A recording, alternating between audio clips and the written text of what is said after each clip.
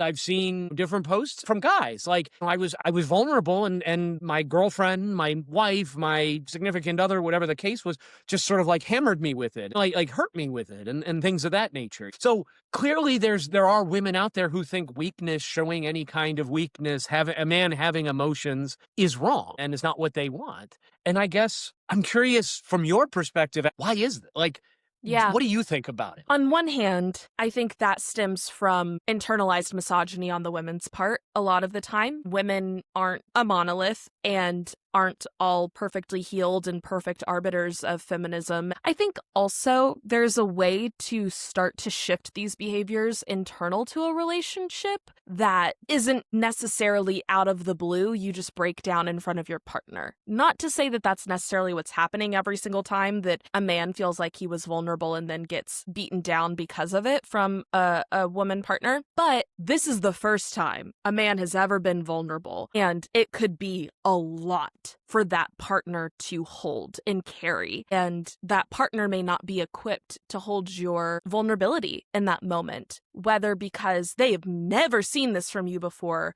and any dramatic change from your life partner is going to be shocking and is going to be different. But also, if the woman's going through something of their own at that time, they may not have the bandwidth to deal with something. There's a lot of nuance there, but again, that's why it's so important that this starts from the beginning of a relationship. And if you're in a relationship and you're actively trying to repair some of these patterns, and now you're trying to be more feminist as a partnership, like really talking about it and make it known that you're asking something of your partner right then that is space for your vulnerability so that they know.